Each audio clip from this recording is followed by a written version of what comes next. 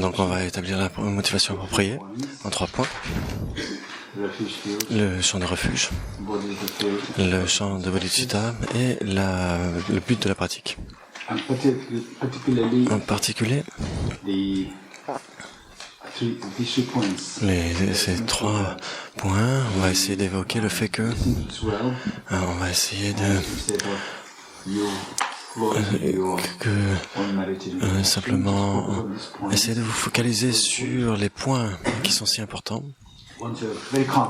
Essayez d'être confiant sur le fait que je partage avec vous pendant ces 3-4 jours. Et puis après, ce n'est pas nécessaire ensuite d'écouter nécessairement quelqu'un. Vous pouvez suivre vos propres réflexions en accord avec le point ici, c'est que vous devriez être productif et efficace pour obtenir le maximum de bénéfices, de bienfaits. Et donc pour le refuge, le champ de refuge, ça veut dire chercher un support sur cette voyage vers l'éveil pour essayer d'éveiller cette graine de la perfection qui est en chacun de nous. Et on a besoin d'un support, d'un soutien. Et donc dans les 3 joyaux. Donc pour cela, on va visualiser le Bouddha Shakyamuni, sa sainteté le Dalai Lama, et tous les êtres éveillés, tels que Maitreya, Arya Manjushri, Arya Avalokiteshvara, Arya Vajrapani, Arya Samantabhadra, Arya Tara, Arya Kshittigarbha, Arya Akashagarbha, Arya Nagarjuna, Arya Deva, Acharya Nagabhuti, Acharya Buddha Palita, Acharya Chandrakirti, Acharya Arya Sangha, Acharya Vasubandhu, Acharya Dignaga, Acharya Dharmakirti, Acharya Chandrakirti, Bodhisattva Shantideva, Bodhisattva Shantarakshita, Acharya Kamarashila, Lama Sarlingpa, Lama Atisha Dipankarashilana, Guru Padmasambhava, Satyan Kunga Nyembo, Sakyapandita, les grands saints, Tilopa, Naropa, Marpa, Milarepa, Kampopa, Lama Tsongkhapa, Kyatsamje Rinpoche, Kiru Rinpoche, tous ces êtres éveillés que vous voyez comme étant des modèles pour votre pratique de la compassion inconditionnelle et de la pratique de bodhicitta et la pratique de la vie de la vacuité. Comment vous les visualisez? Et donc vous les visualisez comme des parents extrêmement affectueux qui vous voient arriver de manière démoralisée. Et donc vous avez été embêté par tous les enfants à l'école, etc.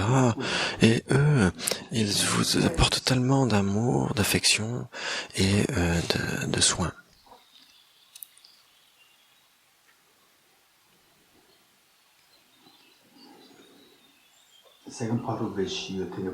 Ensuite, le second point, vous vous dites comment les Bouddhas et les Bodhisattvas peuvent vous voir avec les yeux de l'amour et de l'affection. Vous essayez de ressentir ce sentiment de proximité. C'est ça le refuge. Plus c'est intense, et plus votre refuge sera stable. Et donc c'est pourquoi cette seconde partie est si importante. Ensuite, le champ de bodhicitta. Visualisez vos parents, vos 2 côtés. Et tous les membres de la famille, les enfants. Et puis tout ici, toutes les personnes ici, dans le centre, en France, et dans tout le monde entier, dans la galaxie, et l'univers tout entier.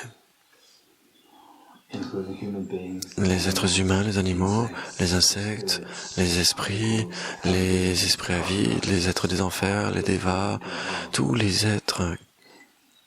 Et ici, comment est-ce que vous les visualisez? Pour renforcer votre sentiment de bodhicitta, essayez de le visualiser. Vous êtes ici la mère, et ils sont tous vos enfants, et eux arrivent démoralisés, et vous allez les accueillir avec de l'amour, de l'affection, du soin.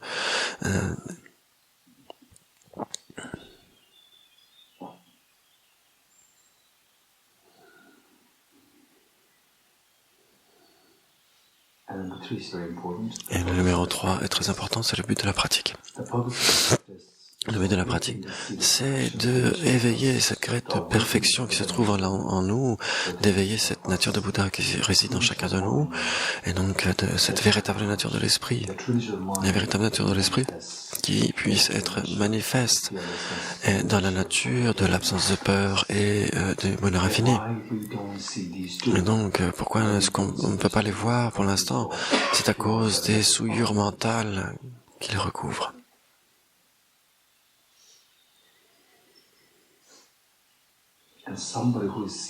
Et quelqu'un qui cherche à obtenir ces états, ces deux états, les éveiller sous la forme de non-peur et de bonheur infini, c'est la personne la plus sage qui soit.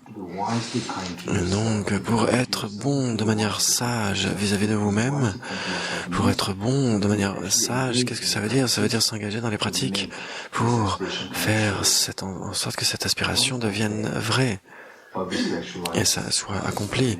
Et donc, il faut actualiser cette nature de Bouddha et éliminer les souillures mentales. Et pour réveiller cette nature de Bouddha qui réside en chacun de nous. Et donc, il faut éliminer ces souillures mentales.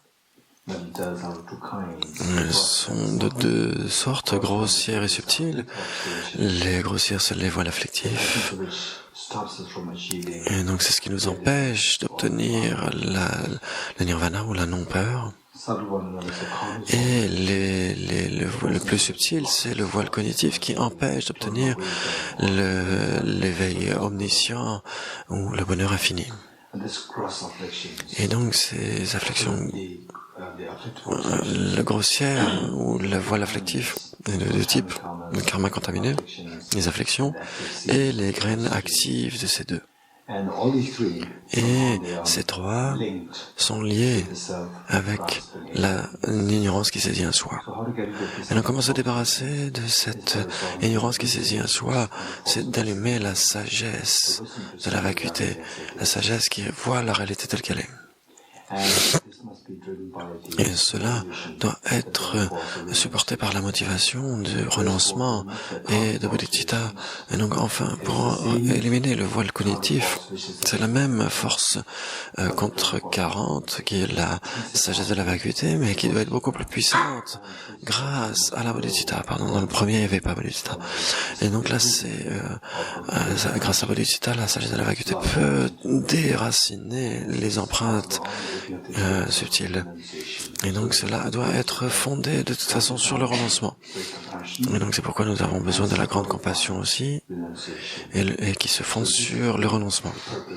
Et donc c'est le but pour nous de finalement cultiver les remèdes extrêmement puissants qui permettent d'éliminer les voiles. Et donc, c'est l'expérience non-duelle de la vacuité. Et pour avoir cette expérience non-duelle de la vacuité, elle doit être précédée par une expérience conceptuelle spontanée de la vacuité qui elle-même doit être précédée par la réflexion, la conviction par rapport à la sagesse de la vacuité et donc une étude extrêmement développée, intensive de cette vacuité. Et cette étude doit être supportée par la pratique. C'est pourquoi, pour cette raison, nous allons faire cette pratique. Avec cela à l'esprit, vous allez faire cela avec tous les êtres qui se joignent à vous dans cette pratique, à la page 3. Je rends hommage à Gautama qui, par compassion, a enseigné le Saint Dharma afin d'écarter toutes les vues fausses. Je rends hommage à Gautama qui, par compassion, a enseigné le Saint Dharma afin d'écarter toutes les vues fausses. Je rends hommage à Gautama qui, par compassion, a enseigné le Saint Dharma afin d'écarter toutes les vues fausses. Sangye chudan soge chonam la chanchu badu dani kyapsu chi dage jin soge be soknam ki dora beji sangye duwa Sangye chudan soge chonam la chanchu badu dani kyapsu chi dage jin soge be soknam ki dora beji sangye duwa Ye churan sogi chonam lai chanju baklu dani kyabsu ji dangi jin sogi be chonam ki dara benji sangi chuba yo. Le Bouddha, le Dharma et la sagesse, la suprême assemblée jusqu'à l'éveil, je prends refuge par les accumulations issues de ma pratique de la générosité, etc., puisque accomplir l'état de Bouddha pour le bien de tous les êtres. Le Bouddha, le Dharma et la suprême assemblée jusqu'à l'éveil, je prends refuge par les accumulations issues de ma pratique de la générosité, etc., puisse accomplir l'état de Bouddha pour le bien de tous les êtres. Le Bouddha, le Dharma et la suprême assemblée jusqu'à l'éveil, je prends refuge par les accumulations issues de ma pratique de la générosité, etc., puisse accomplir l'état de Bouddha pour le bien de tous les êtres.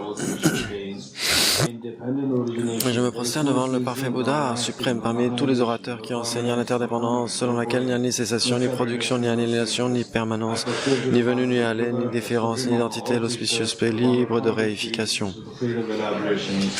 Je me prosterne devant la mère des auditeurs, des bodhisattvas et des bouddhas qui, par la connaissance de toutes choses, guident vers la paix, complètent les auditeurs en quête de pacification, qui, par la connaissance des voies, permet à ceux qui aident les êtres errants à parachever le bien du monde et qui, par la possession de l'omniscience aident les vainqueurs à exposer la variété des enseignements.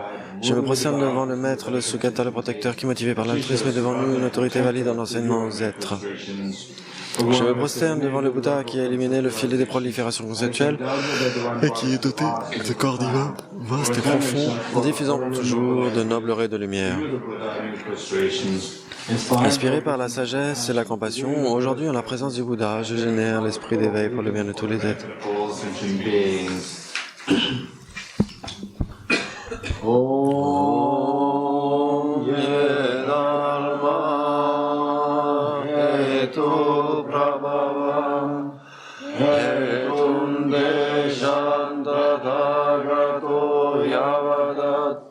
Desham chayo nirodha evam vadi mahashramanaye swaha Om ye dharma hetu prabhava hetum desham tathagato yavadat Desham chayo nirodha evam vadi mahashravanaye swaha Om ye dharma hetu prabhava hetum desham tathagato yavadat Desham chayo nirodha evam vadi mahashramanaye swaha.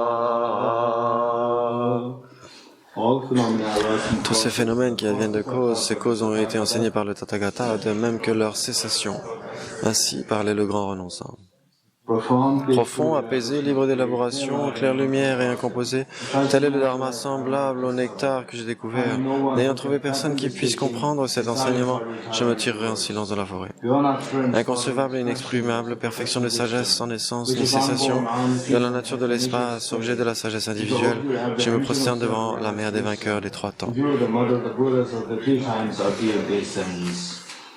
Tous les composés sont impermanents, tous les contaminés sont souffrance, tous les phénomènes sont vides et sans soi. Le nirvana, le vide est sans soi. Donc on doit rajouter vide en anglais. Le nirvana est la paix, en anglais seulement, en français ça lié. Le Guru est le Bouddha, le Guru est le Dharma, de même le Guru est la Sangha, le Guru est la source de tout ce qui est noble, je prends refuge en le Guru. Par le son du vibrant tambour du Dharma, vous libérez tous les êtres de la souffrance, je vous prie de bien vouloir demeurer, de donner les enseignements jusqu'à la fin d'innombrables milliards d'éons. Le Bouddha ne lave pas les négativités des êtres, pas plus qu'il n'ôte leur souffrance de ses mains, ou qu'il ne leur transfère ses réalisations spirituelles. C'est parce qu'il leur enseigne la vérité de l'incité que les êtres sont libérés. Les mains jointes, je supplie les Bouddhas de tous les horizons d'allumer la lampe du Dharma pour nous tous qui sommes égarés dans l'obscurité de la souffrance. Si vous êtes attaché à cette existence, vous n'êtes pas un pratiquant spirituel. Si vous êtes attaché au samsara, vous n'avez pas de renoncement. Si vous êtes attaché à votre propre but, vous n'avez pas l'esprit d'éveil. Et si la saisie advient, vous n'avez pas la vue.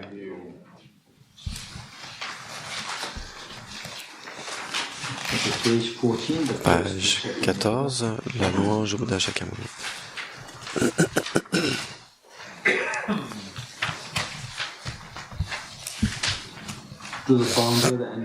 Au fondateur, destructeur transcendant, de qualité, aller au-delà, destructeur de l'ennemi, être parfaitement accompli, pleinement éveillé, parfait en connaissance et en bonne conduite, Sugata, connaisseur du monde, insurpassable, guide des êtres disciplinés, enseignant de tous les dieux et de tous les hommes, à vous, Bouddha, Bhagavan, glorieux, conquérant, sage, du clan des Shakyas, je rends hommage et présente des offrandes, en vous je prends refuge. Vous, chef parmi les hommes, à votre naissance. Vous, chef parmi les hommes, à votre naissance, vous avez fait 7 pas sur cette grande terre et annoncé, je suis suprême en ce monde. À vous, sages, en ce temps-là, je rends hommage. Corps parfaitement pur, sous forme éminemment noble, essayant de sagesse, vous êtes pareil à une montagne d'or et votre renommée illumine les 3 mondes. À vous, sauveur suprême, je rends hommage. Vous êtes orné des marques excellentes, votre visage est semblable à une lune immaculée et votre teint pareil alors, je rends hommage. Pur comme vous, les 3 mondes ne le sont pas. À vous, dont la sagesse est incomparable, je rends hommage, sauveur de la grande compassion, fondateur qui connaît toutes choses. Champ de mérite aux qualités aussi vastes que l'océan, à vous, ainsi allez, je rends hommage. Par la pureté, il délivre de l'attachement, par la vertu, libère des renaissances infortunées. Unique chemin, réalité pure et suprême, au Dharma qui apaise, je rends hommage. Vous êtes libérés et montrez la voie qui mène à la libération. Vous observez avec ferveur les préceptes de l'éthique. Champ pur, doté de réalisation. À vous, Assemblée suprême, vouée à la vertu, je rends hommage. Ne pas commettre, page 15b, ne commettre aucune action nuisible, accomplir une infinité d'actes vertueux, discipliner complètement son esprit tel l'enseignement du Bouddha. Par ses mérites, comme une étoile, une aberration visuelle, une flamme vacillante, une illusion, une goutte, une rosée, une bulle, un rêve, un éclair, un nuage, considérer tous les phénomènes composés. Par ses mérites, puissent les êtres atteindre l'état d'omniscience et vaincre l'ennemi et les défauts, puissent-ils se libérer de l'océan de l'existence cyclique, agité par les vagues tumultueuses de la vieillesse, de la maladie et de la mort.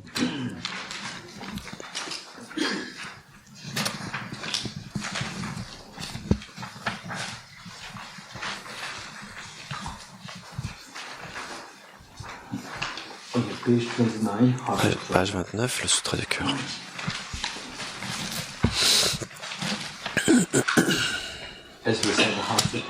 Quand on récite le Sutra du cœur, n'oublions pas les 3 points. La question posée par Shariputra à Arya Avalokiteshvara, la réponse donnée par Arya Avalokiteshvara, et que tout ce qui existe de manière onirique, il n'y a pas de choses réelles. Et donc ensuite le 3e point, les bienfaits de la pratique, de réaliser tel que c'est indiqué par Arya Avalokiteshvara, que tout existe semblable à un rêve, et que toutes nos difficultés vont se dissoudre, et que nous allons enfin, ce 3e point, c'est obtenir l'éveil omniscient. Non seulement nous serons sans peur, mais en plus nous serons capables de protéger tous les êtres. Grâce à la sagesse de la vacuité, et grâce au fait de devenir un enseignant de la vacuité pour tous les êtres. Hommage à l'Arya triple joyau. Voici ce qu'une fois j'ai entendu, le Bhagavan se trouvait à Rajagriha, sur le pic des vautours, entouré d'une grande congrégation de moines et d'une grande assemblée de bodhisattvas. À ce moment-là, le Bhagavan était absorbé à la concentration sur les catégories des phénomènes appelés perception profonde. Au même moment, le bodhisattva Mahasattva Arya Avalokiteshvara contempla la pratique même de la profonde perfection de la sagesse, et il vit que les 5 agrégats également étaient vides de nature propre. Puis, par le pouvoir de Bouddha, le vénérable Shariputra s'adressa en ces termes au Bodhisattva Mahasattva Arya Avalokiteshvara. Les fils de la lignée désireux de pratiquer la profonde perfection de la sagesse, comment doivent-ils s'y prendre? Le Bodhisattva Mahasattva Arya Avalokiteshvara répondit alors au vénérable Shariputra. Shariputra, les fils et les filles de la lignée qui désirent pratiquer la profonde perfection de sagesse doivent la considérer de la manière suivante. Ils doivent contempler correctement et à maintes reprises le fait que les 5 agrégats, eux aussi, sont vides de nature propre. La forme est vide, la vacuité est la vacuité n'est pas autre que la forme et la forme n'est pas autre que la vacuité. De même, la sensation, l'identification, les facteurs composés de la conscience sont-ils vides? Shariputra, Ainsi, tous les phénomènes sont-ils vacuités, ils sont sans caractéristiques, ils ne naissent ni ne cessent, ne sont ni souillés, ni non souillés, ni déficients, ni parfaits. En conséquence, Shariputra, dans la vacuité, il n'y a ni forme, ni sensation, ni identification, ni facteur composé, ni conscience, ni œil, ni oreille, ni nez, ni langue, ni corps, ni mental, ni forme, ni son, ni odeur, ni saveur, ni objet du toucher, ni phénomène mental. De l'élément de l'œil, ainsi de suite, jusqu'à l'élément du mental et l'élément de la conscience mentale. Il n'y a pas d'élément. Il n'y a ni ignorance, ni élimination de l'ignorance, et ainsi de suite, jusqu'à il n'y a ni vieillissement et mort, ni élimination du vieillissement et de la mort. Et à l'avenant, il n'y a ni souffrance, ni origine de la souffrance, ni cessation, ni voie. Il n'y a ni sagesse transcendante, ni obtention, ni non-obtention. Shariputra, ainsi, puisqu'il n'y a pas d'obtention, les bodhisattvas se fondent-ils sur la perfection de sagesse, et ils demeurent en elles l'esprit sans voile et sans peur. Et comme ils sont passés bien au-delà de toute erreur, ils parviennent au stade final des nirvana. C'est en s'appuyant sur la perfection de la sagesse que tous les Bouddhas des 3 temps, eux aussi, font naître pleinement les surpassables éveils parfaitement accomplis. Aussi, le mantra de la perfection de sagesse, le mantra de la grande connaissance, le mantra auquel rien n'est supérieur, le mantra égal à l'inégalable, le mantra qui apaise à jamais toute souffrance, doit être reconnu comme véridique car il ne trompe pas. Et voici le mantra de la perfection de sagesse. Jajata Om Gate Gate Paragate Parasamgate Bodhiswaha. Shariputra, c'est ainsi qu'un Bodhisattva Mahasattva doit s'exercer à la profonde perfection de sagesse. Puis le Bhagavan sortit de sa concentration et alors le Bodhisattva Mahasattva allait avec Teshwar en disant: Excellent, excellent, ô fils de la lignée. Il en est ainsi, il en est bien ainsi. C'est exactement comme tu viens de l'exposer qu'il convient de pratiquer la profonde perfection de sagesse. Et les Tathagata eux-mêmes se réjouissent. Lorsque le Bhagavan lui dit cela, le vénérable Sharadvati Putra, le Bodhisattva Mahasattva Arya Avakteshvara, l'entourage complet, ainsi que le monde des dieux, des hommes, des asuras et des gandharvas furent remplis de la joie et louèrent les paroles du Bhagavan.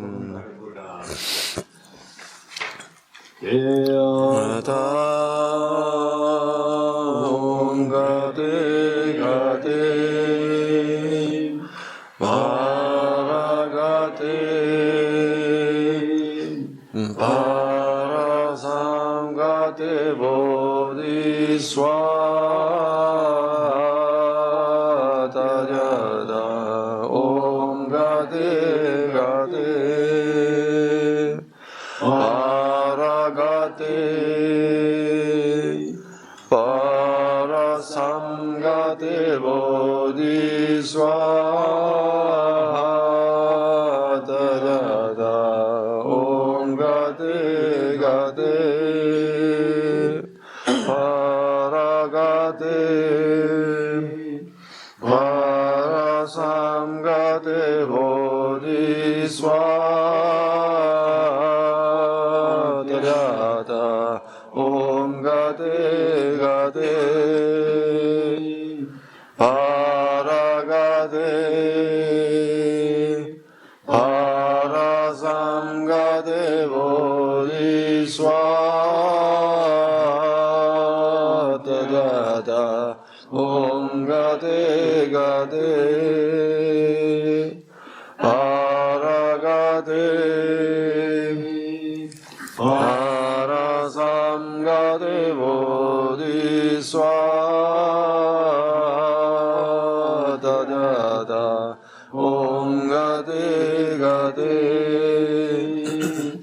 Paragate Parasamgate Bodhiswaha.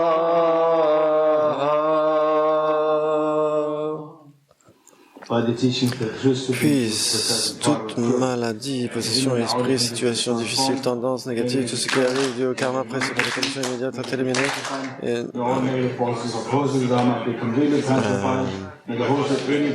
ça c'est page 31C.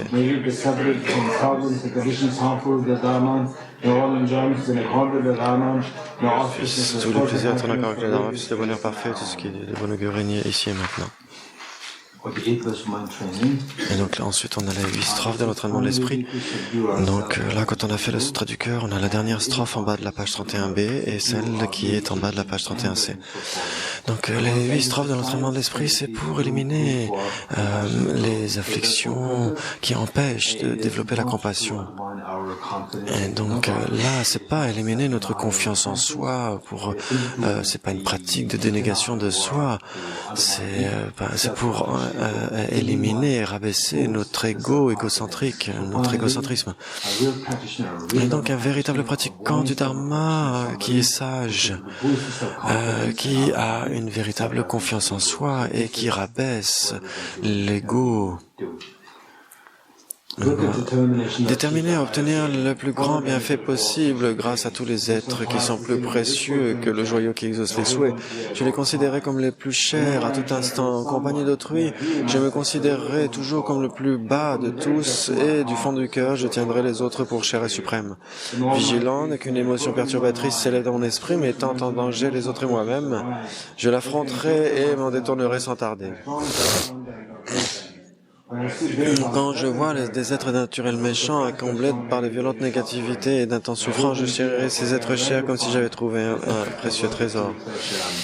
Si par jalousie d'autres me maltraitent par des injures, des insultes et autres malveillances, j'accepterai la défaite et leur offrirai la victoire. Quand celui à qui j'ai fait du bien et en qui j'ai placé tous mes espoirs me blesse cruellement, je verrai en lui mon saint maître. En bref, directement et indirectement, j'offrirai tout bienfait et tout bonheur à tous les êtres mémères. En secret, je prendrai sur moi leurs actions nuisibles et leurs souffrances. Sans être contaminé par les souillures des conceptions erronées des 8 préoccupations mondaines, puissais-je en percevoir que tous les phénomènes sont illusoires, être affranchi de l'asservissement de l'attachement. Grâce aux désaccumulations vastes comme l'espace amassées au prix de longs efforts dans cette pratique, puissais-je devenir le principal conquérant et guider les êtres dont l'esprit est aveuglé par l'ignorance. Ensuite, la prière en 7 branches. Donc, ces 7 points de cette pratique en 7 branches sont extrêmement clairement indiqués dans le texte ici. Essayez de voir comment, autant que possible, faire en sorte que le sens imbibe votre esprit et votre expérience autant que vous pouvez. Bien sûr, le sens, c'est quelque chose que vous pouvez faire en sorte de réfléchir dans votre esprit quand vous le lisez. Et donc, pour se préparer, pour nous préparer, pour parcourir ce voyage, pour éveiller cette graine de l'éveil en sein de nous. Je me prosterne devant le jeune Arya Manjushri, au Bouddha des 3 temps, aussi nombreux soit-il, qui demeure dans les mondes des 10 directions, à eux tous sans exception, avec vénération, par le corps, la parole et l'esprit, je rends hommage. Par la force de la prière d'aspiration à la conduite excellente, j'imagine devant moi tous les vainqueurs, et avec des corps aussi nombreux que les particules contenues dans les terres de Bouddha, je me prosterne devant eux avec déférence. Sur chaque atome se trouve autant de Bouddhas qu'il existe de particules, chacun entouré de Bodhisattvas. C'est ainsi que j'imagine l'espace tout entier empli intégralement de victorieux. Chantant un océan de leurs louanges intarissables par les sons émis d'une infinité de voix mélodieuses, j'exalte les vertus de tous les vainqueurs et célèbre tous les sugatas. Des fleurs magnifiques, des guirlandes parfaites, des cymbales, des parfums, des ombrelles excellentes, des lumières divines, de l'encens exquis, tout cela, je l'offre aux victorieux. Les vêtements parfaits, des parfums rares, des amas de poudres odorantes, aussi haut que le mont Meru, toutes ces excellentes offrandes disposées avec art, je les présente aux victorieux. Toutes les vastes offrandes insurpassables en pensée, je les adresse à tous les victorieux, émus par une grande foi en la conduite d'excellence, je leur rends hommage et leur fais des offrandes. Sous l'emprise de l'attachement de l'aversion de l'ignorance physiquement, verbalement, de même que mentalement, j'ai accompli des actes négatifs, je les confesse tous un à un. Des mérites des victorieux, des directions de leurs fils spirituels, des réalisateurs solitaires, des auditeurs, sur le chemin de l'apprentissage et au-delà des mérites de tous les êtres, quels qu'ils soient, de tout cela je me réjouis. Lumière sur les mondes des 10 directions qui avaient atteint l'éveil en obtenant la connaissance sans obstacle. À vous tous, protecteurs, je vous en supplie, tournez la route du Dharma insurpassable. Ô vous qui envisagez de montrer le passage en Paranirvana pour le bien et le bonheur de tous les êtres, veuillez demeurer autant d'air qu'il y a d'atomes dans les terres de Bouddha. Les mains jointes, je vous implore. Par les prosternations, les offrandes, la confession, par la réjouissance, la requête et la prière, j'ai accumulé des vertus. Si faibles soient-elles, je les détruis toutes à l'obtention de l'éveil parfait. Donc l'offrande de mandala.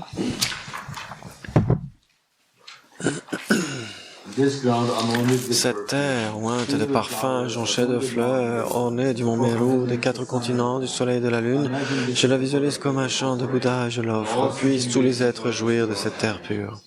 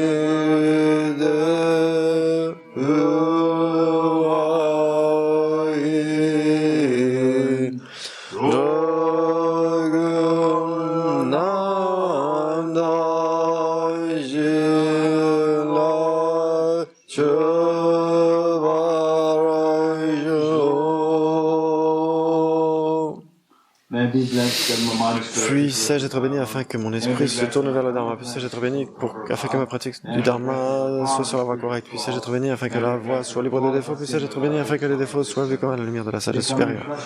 Tandis que je deviens frustré par l'ignorance qui saisit une existence véritable, veuillez s'il vous plaît me bénir afin que je génère un renoncement authentique en voyant tous les aspects du samsara comme gracieusement repoussants.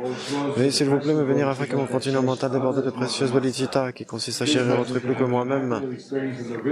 Veuillez s'il vous plaît me bénir afin que je possède une expérience immaculée de la sagesse de la vacuité qui ne voit pas un atome de réalité intrinsèque et qui a pour fondement la compréhension que les choses viennent en dépendance par le simple fait d'être conditionnées.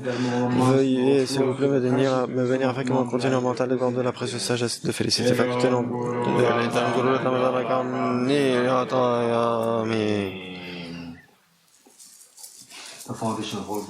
le fondement de toutes les qualités. Le fondement de toutes les qualités est le maître bienveillant, pur et parfait, se vouer à lui est la base de la voie. Veuillez me bénir afin que, réalisant clairement cela et m'y appliquant avec diligence, je m'en remette à lui avec grand respect. La liberté précieuse qu'offre cette renaissance obtenue pour une fois est d'une valeur inestimable et difficile à retrouver. Veuillez me bénir afin qu'en comprenant cela, je fasse naître la pensée qui s'en relâche jour et nuit, un extrait d'essence. Cette vie est aussi impermanente qu'une bulle d'eau. Puissais-je me souvenir qu'elle décline rapidement et que très vite survient la mort.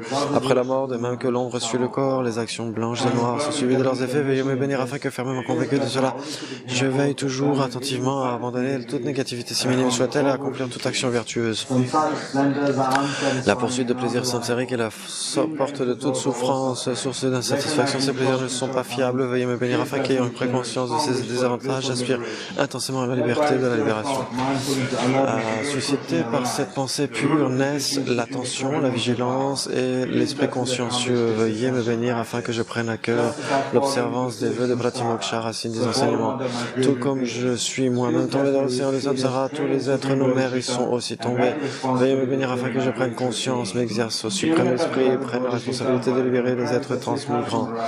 Si je m'en tiens à la seule production de l'esprit d'éveil sans mettre en pratique les 3 sortes d'éthique, je n'atteindrai pas l'éveil. Veuillez me bénir afin qu'ayant compris cela, j'observe avec grande ardeur le vœu de Bodhisattva.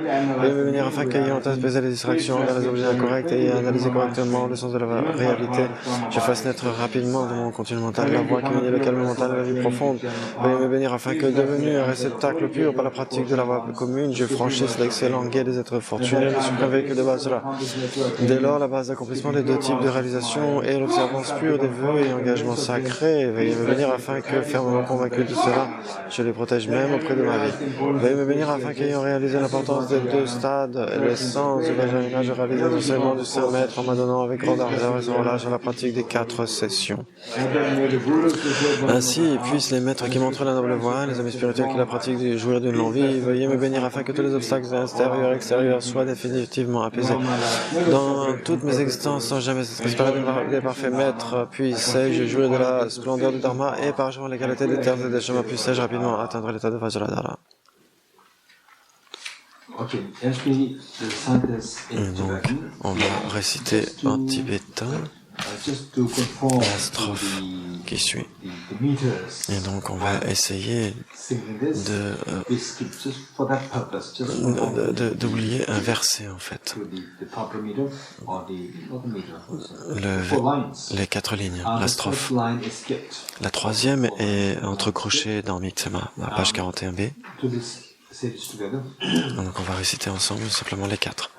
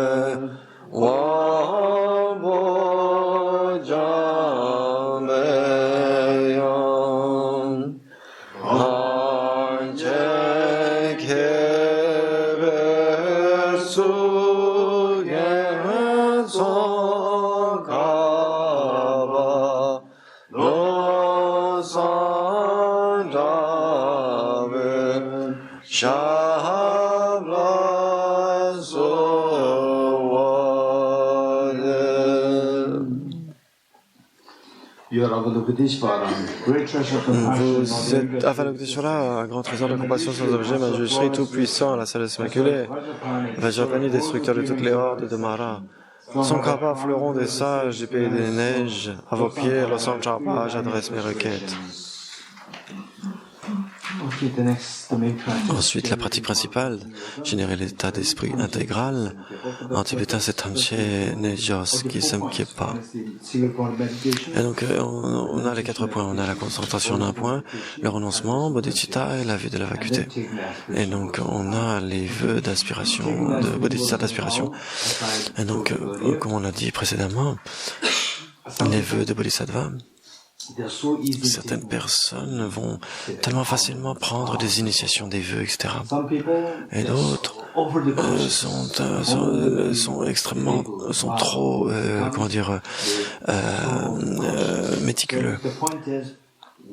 Et donc, quand il y a des engagements, il faut essayer de vérifier quels sont les engagements qui sont là. Si vous ne pouvez pas le faire, ne le faites pas. Et s'il y a des engagements impliqués, et certains peuvent être faits, et il y a des bienfaits, pourquoi ne pas les faire? Et donc ici, les vœux de bodhicitta, il n'y a pas du tout d'engagement. Le mieux, simplement ressentez, si vous pouvez ressentir cela, que vis-à-vis de votre, de mieux que vous pouvez, d'aider les autres du mieux que vous pouvez, et au moins de ne pas les blesser. Si vous pouvez le faire, à ce moment-là, vous êtes pleinement qualifié pour prendre ces vœux d'inspiration de bodhicitta. Et donc, ce que je vous indique, je vous préviens que pour les vœux de bodhisattva d'engagement, si vous n'êtes pas qualifié pour cela, les vœux de bodhisattva, et donc c'est très sérieux, les vœux de bodhisattva. Techniquement, on parle de bodhisattva d'engagement. Niveau de bodhisattva d'engagement. Et donc, on devrait avoir au moins une certaine expérience de bodhicitta et de l'esprit de la responsabilité universelle, la grande compassion, etc. Et donc, il doit y avoir cela. Et donc, pour les vœux de bodhisattva d'aspiration, il n'y a pas besoin de cela. Il n'y a pas les engagements. Et donc, ce qu'on va faire d'abord, c'est d'employer la concentration en un point. Et donc, on va faire la concentration en un point.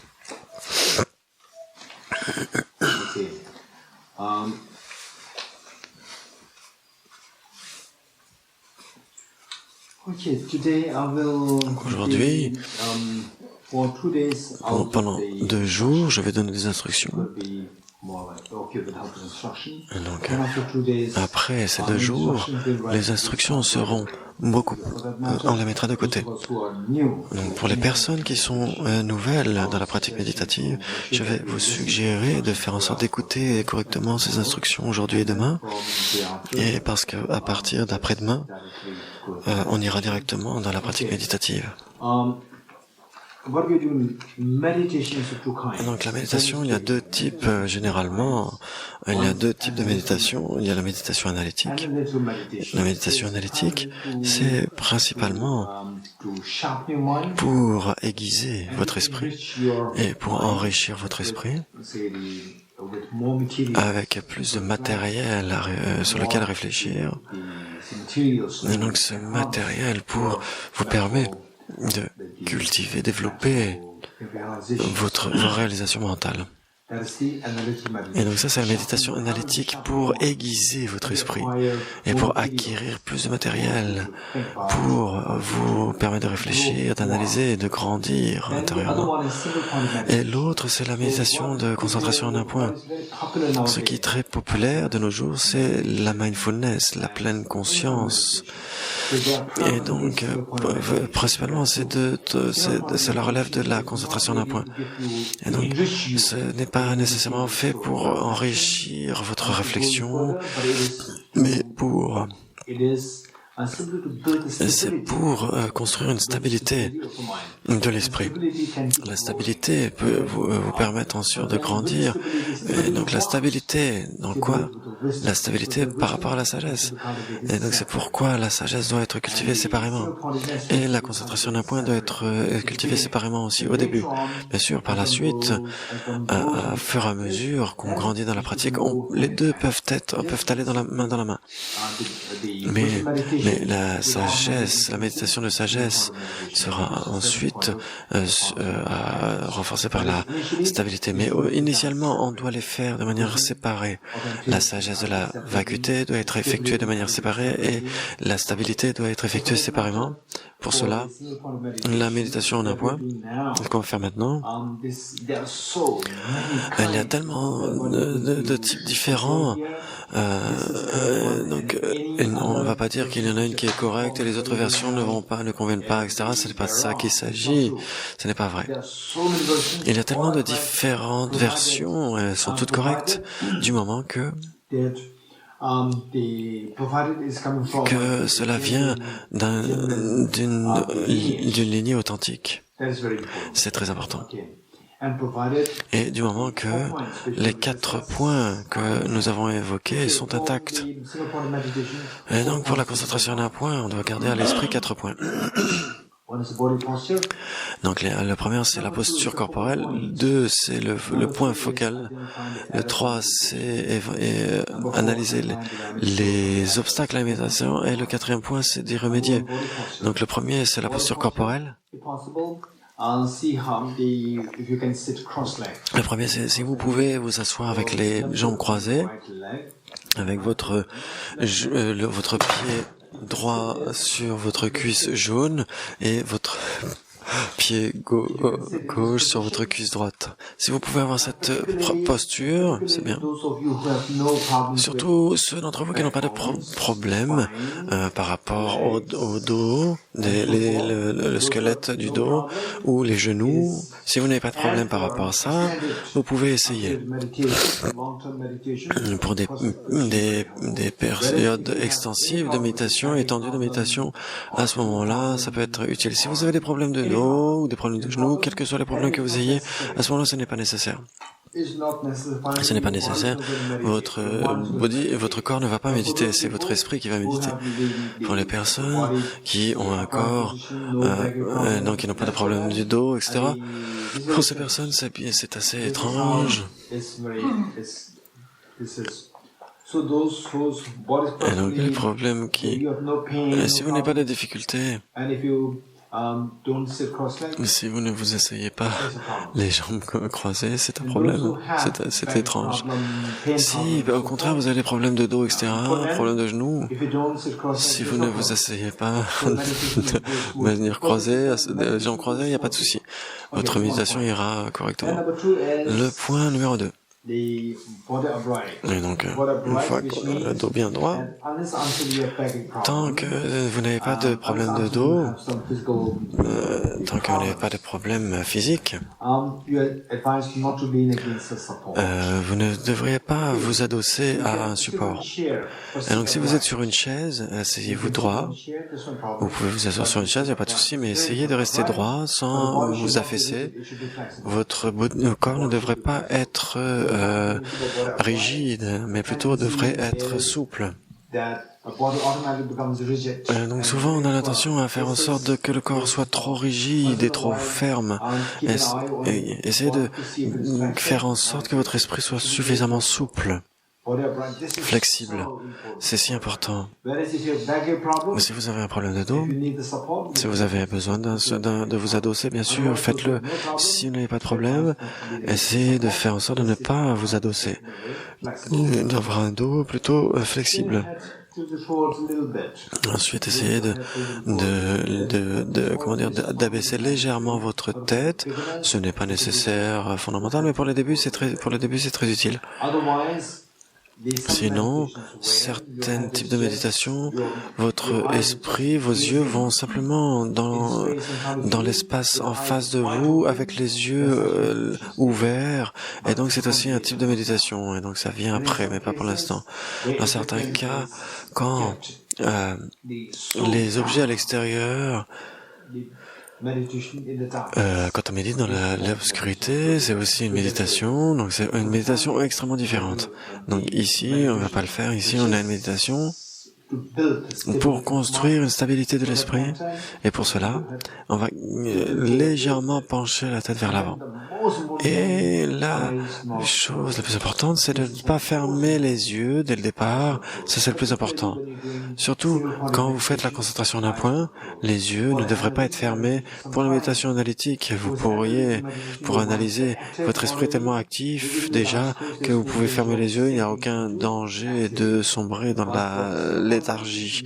Mais pour la concentration d'un point, vos yeux ne devraient pas être fermés.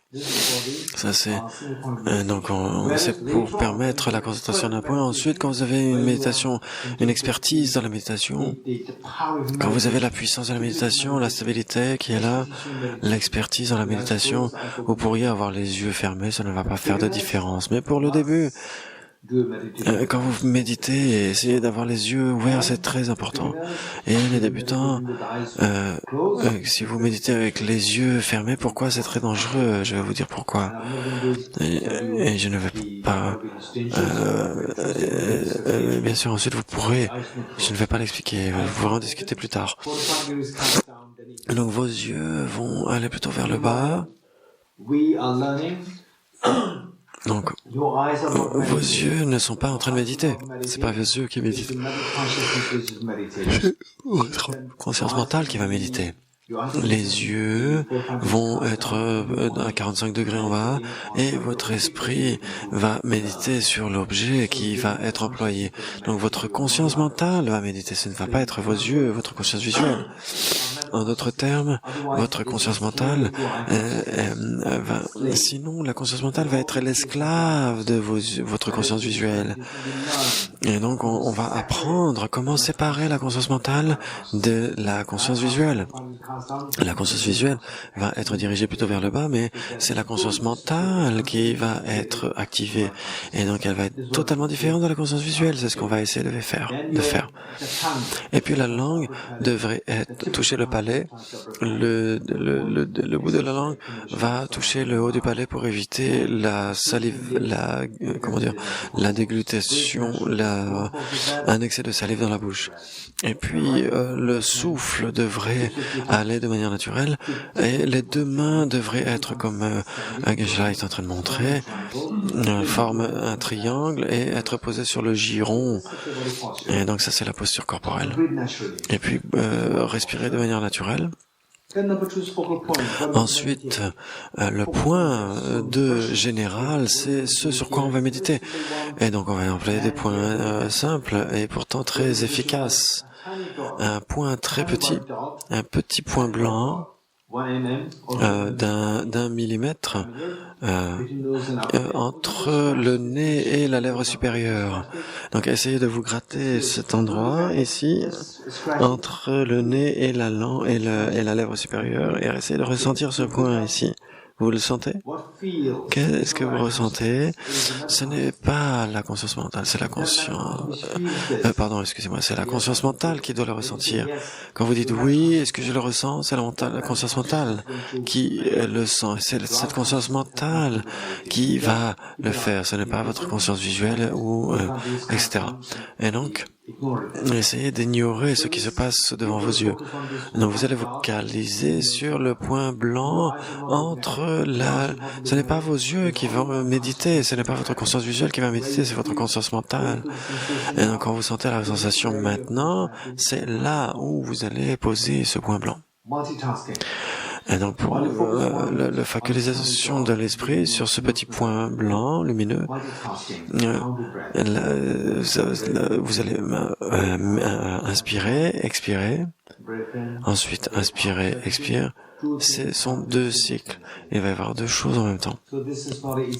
Ce n'est pas une tâche facile, c'est un défi, mais faites de votre mieux. Au début, c'est un défi, mais essayez de faire en sorte qu'il y ait deux choses qui adviennent en même temps. D'abord, vous focalisez sur le point blanc et en même temps, vous ne suivez pas le souffle. Vous essayez de calmer le souffle. Donc simplement essayer de entrer le souffle dans les canaux subtils, il va en bas, et il va aller jusqu'en bas. Donc là, vous ne suivez pas le souffle. Ça, c'est un autre type de méditation. Là, essayez de calmer le souffle et de vous focaliser simplement de compter le souffle. Donc de compter. Donc un cycle, inspire, expire. Deuxième cycle, inspire et expire. Donc vous allez compter en même temps que vous visualisez le point blanc. Donc le premier point, c'est le corps. Ensuite, le deuxième, c'est le point focal. Ensuite, le 3, c'est identifier les obstacles, les erreurs qu'on peut faire dans la méditation. Pour n'importe quel type de méditation, qu'on fasse la méditation des sutras, la méditation dans les tantras ou vipassana, c'est assez populaire maintenant, les cours sur vipassana. Et donc, n'importe quelle méditation, Sakya, Kagu, Nyingma, Geluk, hindou, chrétien, etc., le point numéro 2 et le numéro 3 doivent être gardés à l'esprit ici. C'est 3 et 4 doivent être gardés à l'esprit. Les méditations soufis, jain, hindou, etc., quelle que soit la méditation que vous fassiez, si vous oubliez les points 3 et 4, vous n'avez pas une bonne méditation. C'est garanti. Le point numéro 3, identifier les obstacles à la méditation. C'est quels obstacles, quelle erreur on peut faire. La première, c'est le laxisme mental ou la léthargie mentale. Votre esprit devient lourd, léthargique, et il sombre à l'intérieur. C'est la torpeur mentale. C'est un premier défaut qui est une inactivité excessive de l'esprit. Et la deuxième, c'est une suractivité de l'esprit. Et donc l'une, c'est l'inactivité, l'autre, c'est la suractivité. Et donc ça veut dire que l'esprit part dans tous les sens. Et donc ça, c'est l'agitation mentale. Et donc, si l'une des deux advient, ne vous inquiétez pas, appliquez tout simplement le point numéro 4, qui est employer les antidotes à ces défauts. Et donc ces deux, si vous êtes spécialisé dans ces méditations ensuite par la suite, dès que vous voyez les problèmes, il y a des points spécifiques, des remèdes spécifiques à ces deux, mais là je vais vous donner des points généraux, des remèdes généraux. Donc il y en a deux. L'une, c'est l'introspection ou la vigilance et l'attention. Donc l'attention et la vigilance. Donc la vigilance, quand vous perdez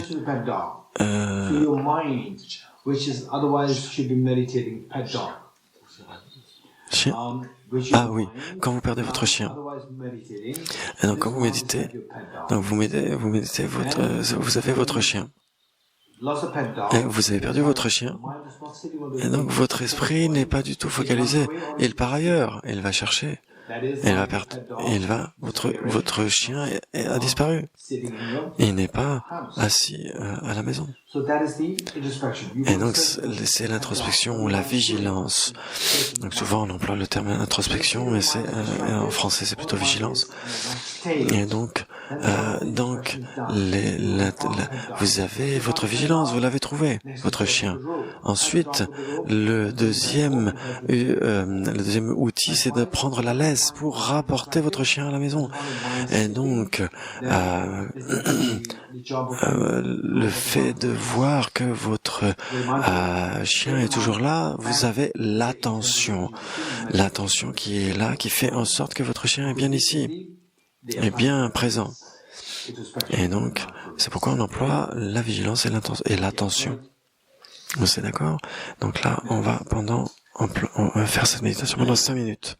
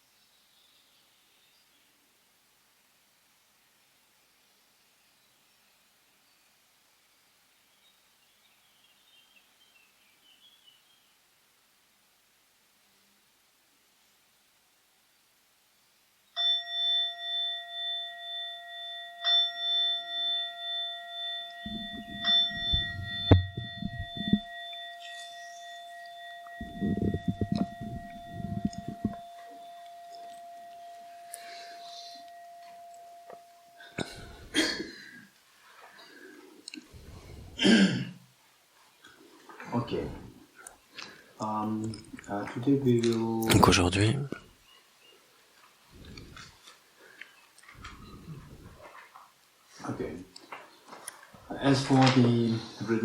pour le renoncement, on va le faire sur la base des 4 sceaux.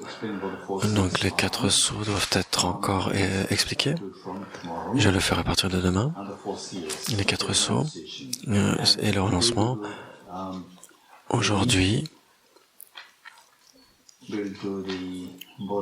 on va faire bodhicitta. Bien sûr, ce ne sera pas une bodhicitta pleinement qualifiée, mais on va le faire sur la base des 4 incommensurables.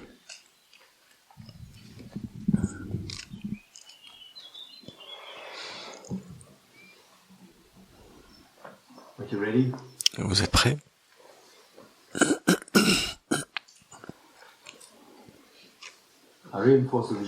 Renforcez votre visualisation des Bouddhas et des Bodhisattvas en face de vous.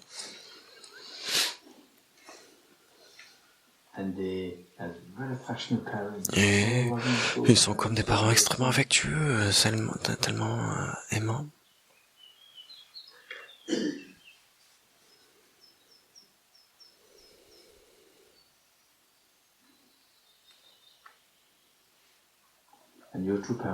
Et vos 2 parents et tous les êtres autour sont comme vos enfants et sont tous cela. Et donc vous les gardez à vos côtés.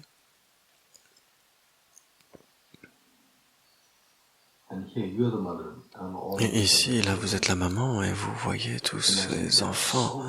Ils sont tellement dépendants de vous et vous les aimez tellement. Le but de cette pratique, c'est de générer la graine de l'amour inconditionnel qui est la base de la bodhicitta, qui est la base du bonheur infini.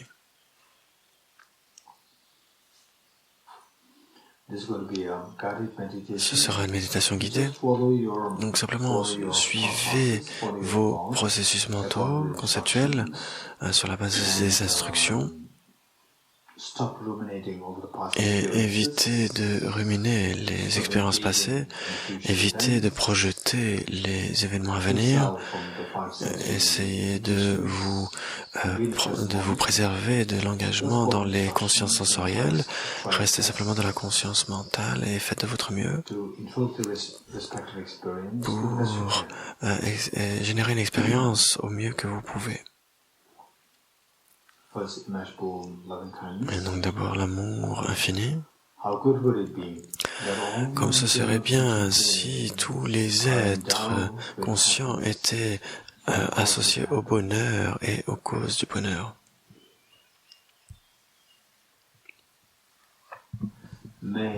Puissent tous les êtres mémères être associés au bonheur et aux causes du bonheur. Je vais prendre la responsabilité que tous les êtres mémères soient associés au bonheur et aux causes du bonheur. Les Bouddhas et les Bodhisattvas qui voient cet engagement généré en vous vous regardent et avec leur amour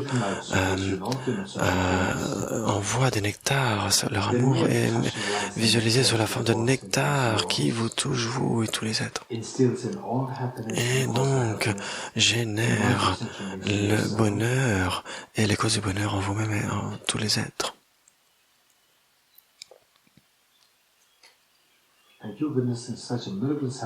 Et constatant avec une immense joie que tous les êtres obtiennent cela, vous prenez 3 profondes inspirations et expirez un soupir de soulagement.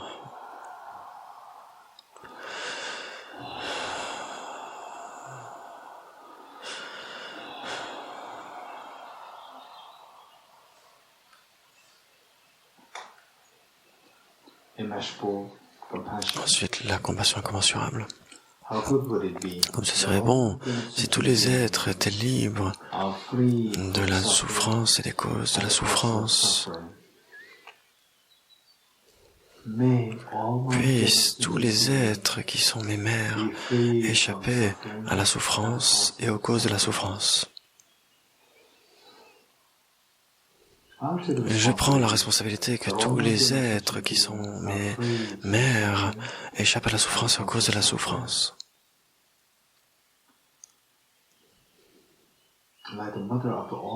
Donc, comme une mère qui, pour la première fois, voit son enfant, son fils ou sa fille, et qui dit « Oh mère, je suis tellement déprimé. Toi, tu es tellement déprimé, etc., tellement fatigué. Je vais prendre sur moi le fait de t'aider, etc. » Et donc la mère est tellement joyeuse, tellement fière de voir que son fils ou sa fille développe cette intention, et donc c'est exactement de cette façon que les Bouddhas et les Bodhisattvas vous voient et sont tellement fiers de voir que vous prenez la responsabilité de prendre sur vous la souffrance de tous les êtres. Et donc cet amour, cette compassion de tous les Bouddhas et les Bodhisattvas se manifeste sur l'aspect de nectar qui soulage tous les êtres et vous-même. Le fait que le moindre contact de ce nectar vous délivre, vous et tous les êtres, de toutes les souffrances.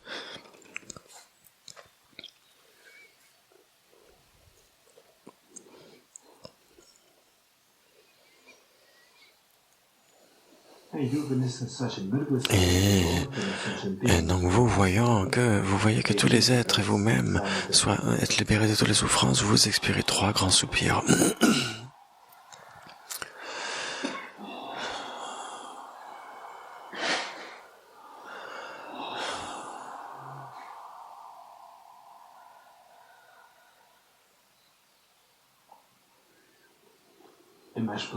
La joie incommensurable. Comme ce serait bon si tous les êtres qui me sont chers, tous les êtres, n'étaient jamais séparés du bonheur et des causes du bonheur. Puissent tous les êtres qui sont mes chères mères trouver le bonheur et les causes du bonheur, ne jamais être séparés du bonheur et des causes du bonheur. Je vais prendre la responsabilité que tous les êtres qui sont chers ne soient jamais séparés du bonheur et des causes du bonheur.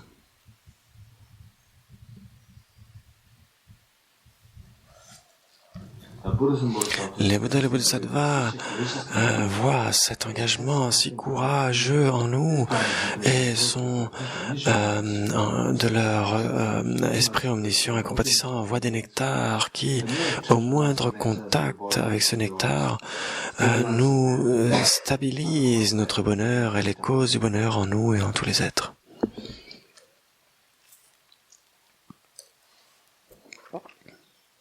Et donc, voyant que ce bonheur est tellement stabilisé, vous expirez 3 soupirs.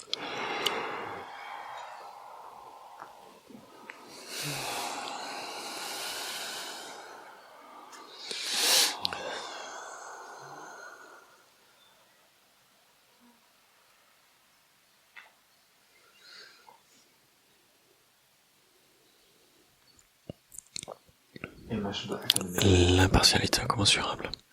Comme ce serait bon si tous les êtres qui sont mes chères mères pouvaient demeurer dans l'état d'impartialité dénué de l'attitude biaisée par l'attachement excessif envers certains et l'aversion envers d'autres. Qui est donc d'envisager tous les êtres de manière impartiale.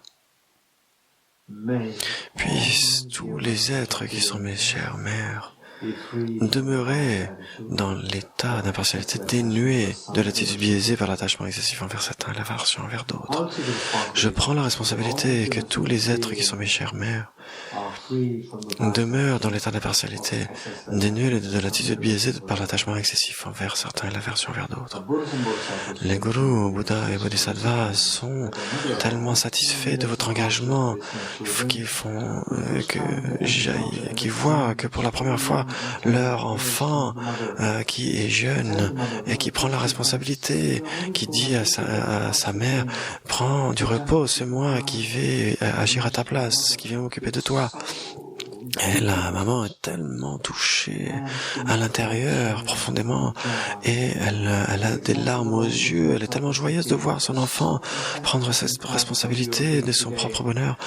Et donc les Bouddhas réagissent de la même façon, sont tellement satisfaits de vous voir prendre la responsabilité, que tous les êtres soient débarrassés de l'attitude biaisée, et donc leur bonheur, leur fierté vis-à-vis de vous se manifeste sous la forme de nectar lumineux qui, au moindre contact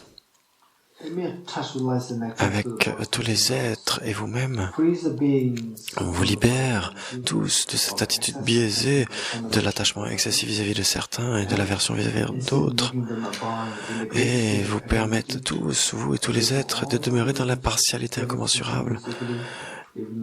Et donc,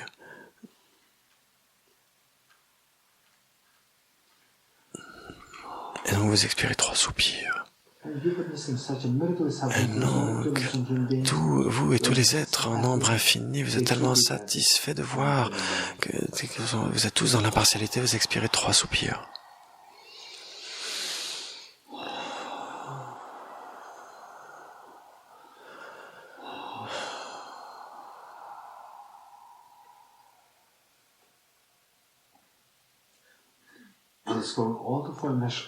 Et donc, sur la base de ces 4 incommensurable,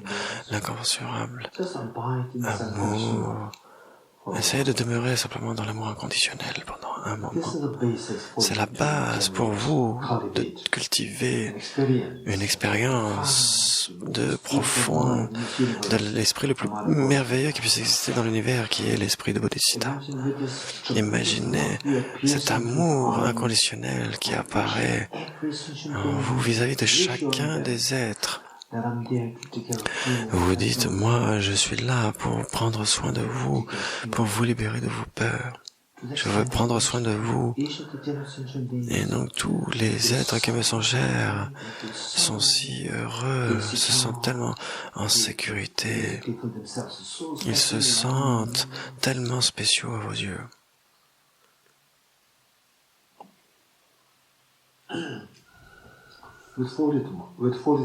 Avec les mains jointes, on prend cet engagement de l'esprit de Bodhicitta.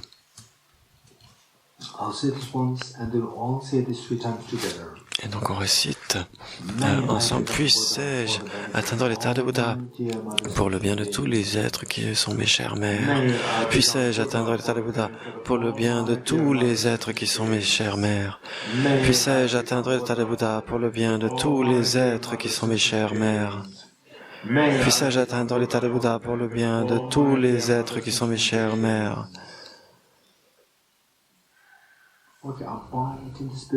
Demeurez dans cet état d'esprit magnifique, extrêmement courageux, de l'amour inconditionnel de Bodhicitta. Même si votre esprit ne s'imbibe pas naturellement de cela, ce n'est pas grave, on commence avec cela. On commence. Essayez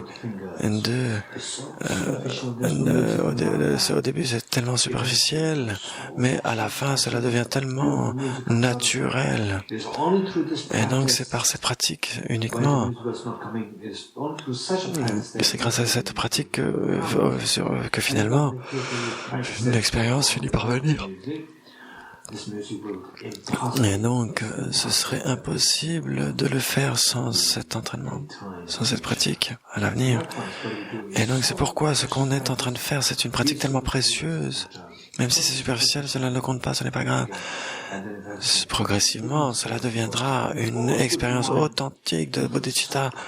Et donc, avec cette pratique, on se sentira tellement fier, tellement touché intérieurement par cet état d'esprit, le plus tendre, le plus merveilleux, le moindre aperçu de cet état d'esprit engendre une expérience tellement plaisante en vous. Et donc, c'est ce qu'on a généré ici.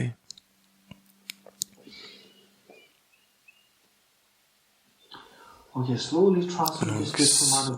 lentement transformer cet état d'esprit de bodhicitta en un disque de lune immaculé. Et donc, essayez de le poser dans votre esprit, de le déposer dans votre esprit, et de le déposer dans l'esprit des êtres.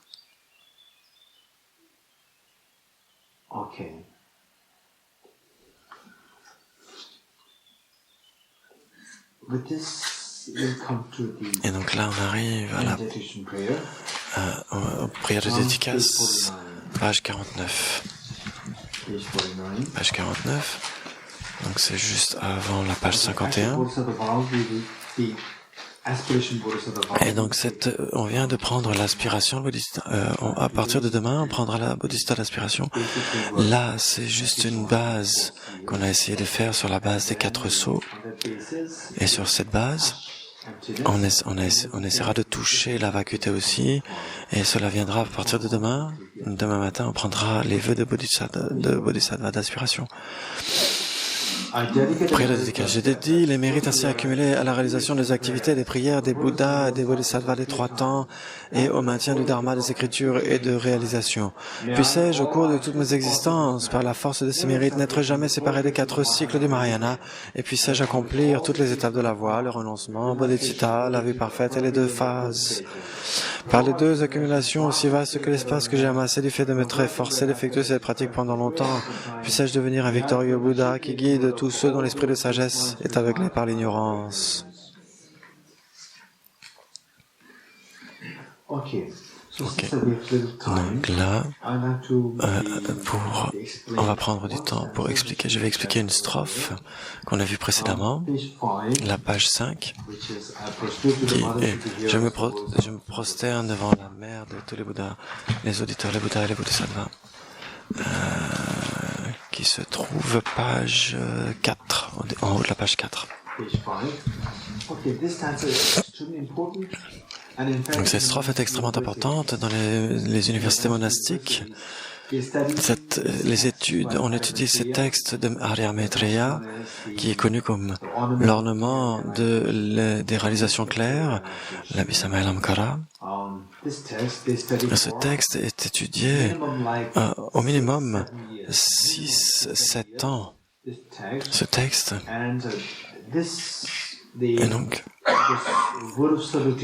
c'est la strophe d'hommage. La strophe d'hommage ici, qu'on lit le matin. Et donc c'est la strophe d'hommage de ce texte. C'est un résumé de tout le texte que les universités monastiques étudient pendant 6 ou 7 ans. Donc je vais expliquer cette strophe qui, sinon, est assez condensée. Et donc, on doit connaître 3 choses, les pratiquants.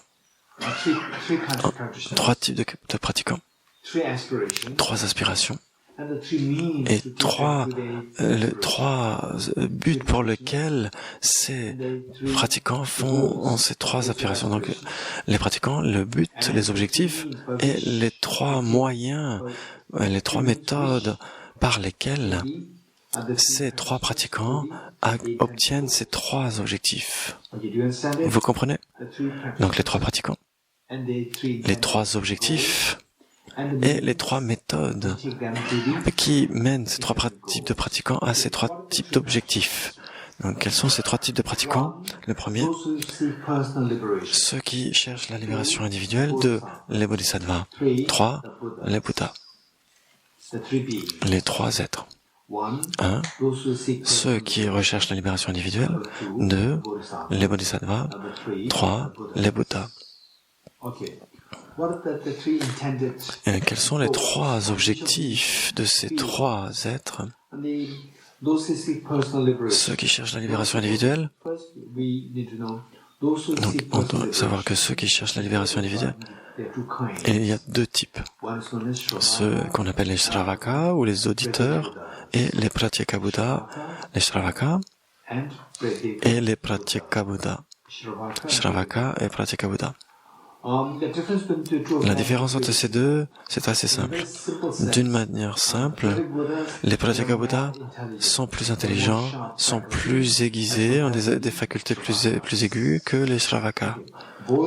Les deux aspirent à la libération individuelle, les Shravaka, et donc les Bodhisattvas ensuite, et les Bouddhas. Donc ce sont ces trois types d'êtres. Et ce à quoi ils aspirent, leurs objectifs respectifs, ceux qui cherchent la libération individuelle, tels que les Shravaka, on les appelle les auditeurs, ceux qui entendent les enseignements du Bouddha, qui les écoutent, mais ne les pratiquent pas nécessairement. Ceux qui écoutent les enseignements du Bouddha, et donc les enseignements du Bouddha, mais qui pourraient ne pas les pratiquer. Les auditeurs. Les auditeurs, les Shravaka et les Pratyeka-Buddha. Ce qu'ils recherchent, leur but, c'est la pacification totale de la souffrance. La pacification de la souffrance. Pour les Bodhisattvas, le but, leur objectif, c'est d'aider les êtres, tous les êtres à différents types de tempéraments, de mentalités, différents types d'aspirations, de dispositions différentes. Les Bodhisattvas, c'est leur but. Et pour les Bodhisattvas, parce que leur but, c'est d'aider les êtres à accomplir leur but, à accomplir leurs aspirations. Et donc, quels sont les types d'êtres que les Bodhisattvas vont aider? Les Bodhisattvas vont aider les Shravaka en leur montrant la voie vers la libération individuelle. Et donc ils vont aider les Pratyeka-Buddha, ils vont leur montrer la voie pour obtenir leur propre libération individuelle. Ils vont aider les pratiquants du Mahayana pour accomplir leur aspiration vers l'éveil. Et donc ils doivent connaître toutes ces voies pour aider ces êtres parce que tout le monde ne va pas suivre la même voie, il y a différentes voies. Les Bodhisattvas vont aider tous les êtres, et donc ils doivent connaître ces voies. Et ils doivent connaître ces différentes voies. Et les Bouddhas, le troisième type d'être, leur aspiration, c'est de tourner la roue du Dharma. Tourner la roue du Dharma pour éliminer l'obscurité chez les êtres. Et donc leur objectif, c'est de tourner la roue du Dharma. Donc ces trois types d'êtres ont des aspirations respectives, différents objectifs, et ce qui leur permet d'obtenir ces objectifs, leur méthode. Je me prosterne devant la mère des auditeurs des Bodhisattvas et des Bouddhas. Le sens ici, les Shravaka, les auditeurs et les Pratyeka-Buddha sont implicitement indiqués quand on dit les auditeurs. Quand on dit les auditeurs, les Shravaka sont indiqués explicitement et les Pratyeka-Buddha sont implicitement indiqués. Donc ils cherchent leur libération individuelle. Ensuite on a les Bodhisattvas et les Bouddhas. Et donc ici il y a la mère. Je me prosterne devant la mère, trois mères. Telle que la mère, de la même façon que la mère aide ses enfants à accomplir ce qu'ils veulent. Donc, il y a trois qualités. Chacun de ces trois êtres a des qualités, des réalisations mentales différentes qui les aident à accomplir leurs aspirations. Et de la même façon que la mère aide ses enfants à accomplir leurs aspirations respectives, et donc cette mère les aide à accomplir leurs objectifs. Et donc avec ces réalisations spécifiques, cette mère les aide à accomplir leurs réalisations spirituelles. C'est pourquoi c'est la mère, il y a trois mères. Et donc, quelles sont ces trois aspirations? La première, qui par la connaissance de toutes choses, c'est la réalisation spéciale de ceux qui cherchent la libération individuelle. La connaissance de toutes choses c'est de connaître les quatre vérités, les quatre nobles vérités. Et donc là, et les 16 aspects des quatre nobles vérités. Donc de connaître la réalité des 16 aspects des quatre nobles vérités. Et donc ça, à l'intérieur, quand ils ont cette connaissance les aide à obtenir la libération individuelle. Ensuite,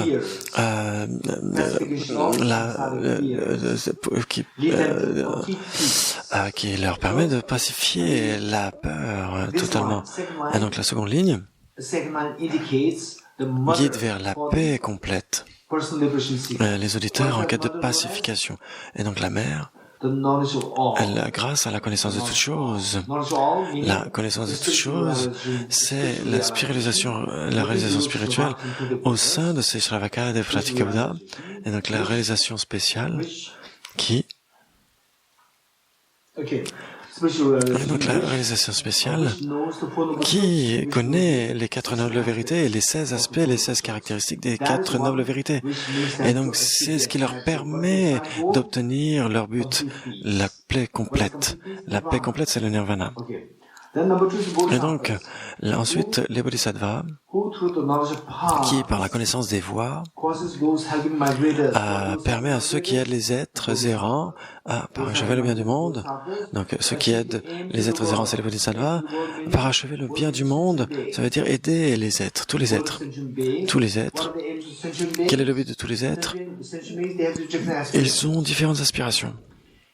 Et donc, en termes simples, certains cherchent la libération individuelle, d'autres cherchent les voies des bodhisattvas. Donc certains cherchent la libération. Ceux qui cherchent la libération sous la voie des bodhisattvas, des Shravaka, et ceux qui veulent obtenir les voies Mahayana, ils enseignent les voies des bodhisattvas. Et ceux qui veulent obtenir d'autres aspirations, ils leur enseignent les différentes aspirations. Et donc, les bodhisattvas, pour les bodhisattvas, quel est le but des bodhisattvas? L'aspiration, c'est d'accomplir le bien du monde. Quel est le bien du monde? Aider les êtres. Aider les êtres. Le monde des êtres conscients. Comment les aider? En leur montrant les différentes voies. Qu'est-ce qui leur permet d'aider les êtres? C'est la connaissance des voies, les différentes voies que doivent parcourir les êtres. Et donc, au moyen de la connaissance des voies. Et donc, ce qui aide les bodhisattvas d'accomplir leur but, c'est la connaissance des voies. C'est ce qui est indiqué ici. Et c'est la réalisation spirituelle pour les bodhisattvas. Et donc, la mère pour les bodhisattvas, c'est la connaissance de toutes les voies. Et puis, la troisième, et par la possession de l'omniscience, la mère, pour les Bouddhas, c'est ça. Aide les vainqueurs. Ce sont les Bouddhas, ceux qui ont vaincu toutes les négativités de l'esprit, tous les défauts de l'esprit. Ils ont éliminé toutes les souillures mentales. Et donc, ce sont les vainqueurs. À exposer la variété des enseignements. Et donc, les Bouddhas, leur but, c'est de tourner la roue du Dharma, à donner les enseignements. Ce qui les aide à donner les enseignements, précisément, c'est la mère. Leur mère, c'est quoi? La mère des Bouddhas, c'est quoi? C'est l'omniscience. L'omniscience. Et donc les trois êtres, ils ont trois objectifs et trois moyens. Ces trois méthodes qui leur permettent à obtenir leurs trois objectifs. Et donc ce sont les trois mères, les trois méthodes. Et donc les mères permettent à chacun de ces trois enfants de accomplir leurs aspirations respectives. La mère vous permet d'obtenir ce que vous voulez. Et donc c'est pourquoi ces trois réalisations, ce sont les méthodes qui permettent à ces trois êtres. Que sont les trois êtres? C'est quoi les trois êtres? Les auditeurs, on va dire, ceux qui cherchent la libération individuelle. Ceux qui cherchent la libération individuelle, donc mentionnés sous la forme des auditeurs. Donc explicitement, les Shravakas sont évoqués, mais implicitement, il y a aussi les Pratyeka Buddha. Et donc, ces deux types, Shravaka Pratyeka Buddha, donc auditeur et réalisateur solitaire, sont ceux qui cherchent la libération individuelle. 2, les Bodhisattvas. 3, les Bouddhas. Très bien. Maintenant, quelles sont leurs aspirations respectives? Quels sont les buts de ces trois types? Ceux qui cherchent la libération individuelle, qu'est-ce qu'ils recherchent? Le nirvana ou la paix, la pacification, ou le nirvana. Les bodhisattvas, qu'est-ce qu'ils recherchent? Parachever le bien du monde, de bénéficier aux êtres. Ils veulent parachever le bien du monde, ils veulent bénéficier à tous les êtres. C'est le numéro 2. Les Bouddhas, ils aspirent à quoi? Quel est le but des Bouddhas? Tourner la roue du Dharma, à exposer la variété des enseignements. Et donc ces trois types d'êtres ont les trois objectifs à obtenir. Qu'est-ce qui les aide à obtenir ces objectifs? Ce sont les trois mères. Et donc de la même façon qu'une mère aide ses enfants à accomplir leur but, de la même façon ces trois types de réalisation permettent à ces trois types d'êtres d'accomplir ces trois types d'objectifs, les buts qu'ils recherchent à obtenir. Et donc pour les Shravakas, ceux qui cherchent la libération individuelle, quelle est la mère pour eux? Quelle est la mère pour eux? La connaissance de toute chose. La connaissance de toute chose. Si on vous demande en tibétain. Et donc c'est quoi la connaissance de toute chose? Ça ne veut pas dire l'omniscience. Ça ne veut pas dire la connaissance de toute chose dans le sens... bien sûr, souvent, on le traduit par omniscience, mais ce n'est pas de cela qu'il s'agit ici. Il s'agit de connaître toute chose par rapport aux 4 nobles vérités. Donc, par rapport aux 4 nobles vérités, les 16 aspects des 4 nobles vérités. Si vous avez cela vous permet d'obtenir la pacification, le nirvana, pour les bodhisattvas. Les bodhisattvas, quelle est leur aspiration, quel est leur but? Parachever le bien du monde, d'aider les êtres, aider le monde des êtres. Quelle est leur méthode? Quelle est la mère pour les bodhisattvas? Pour cela, c'est la connaissance des voies. Très bien, la connaissance des voies. Parce que pour aider les êtres, ils doivent leur enseigner à obtenir leur but respectif à tous ces êtres. Ils doivent leur enseigner les voies pour les Shravakas. Pour les bodhisattvas, ils doivent leur enseigner aussi la voie des bodhisattvas. Et donc pour cela, on doit connaître les voies, soi-même. Et finalement pour les Bouddhas, quel est leur objectif? C'est d'exposer la variété des enseignements, de tourner la roue du Dharma, enseigner, exposer l'enseignement d'une manière extrêmement précise. Qu'est-ce qui vous permet d'enseigner de manière précise? C'est si vous avez uniquement l'omniscience. Donc pour les Bouddhas, quelle est la méthode, quelle est la mère? C'est, pour accomplir le but, c'est l'omniscience. Très bien.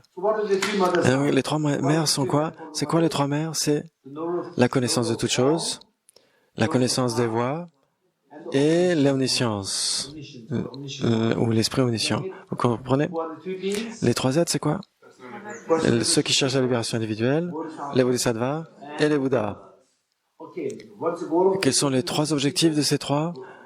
La pacification, le nirvana, la paix complète, pour les bodhisattvas, parachever le bien du monde, aider tous les êtres, et pour les Bouddhas, tourner la roue du Dharma.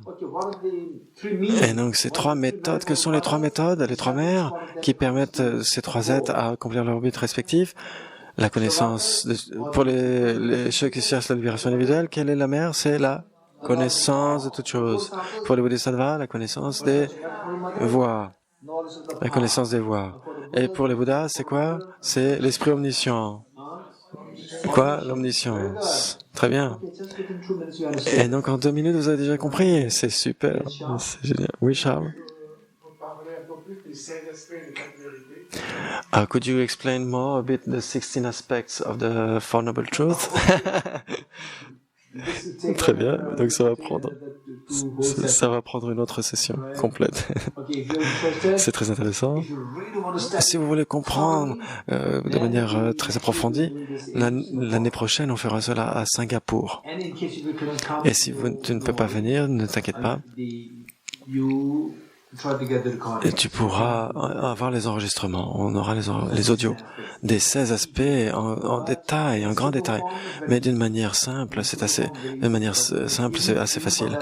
Mais même pour cette simple forme, il faut une session entière. Donc les 4 nobles vérités, chacune des 4 nobles vérités a 4 caractéristiques. On va dire, la vérité de la souffrance, l'impermanence, l'insatisfaction, le non-soi et la vacuité, le non-soi. Pour l'origine, la cause, l'origine, le fort développement et la production et la condition. La production récurrente et la condition. Et donc chacune de ces 4 nobles vérités a 4 aspects. D'autres questions? Si on n'en a pas d'autres, on va s'arrêter ici.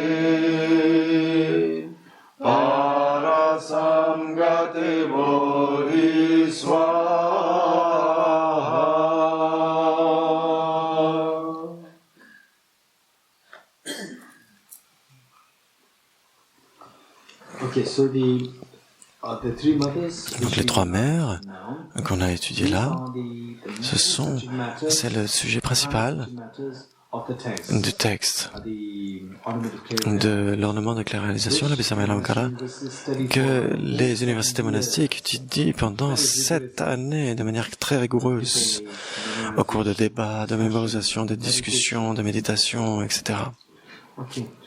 3 prosternations.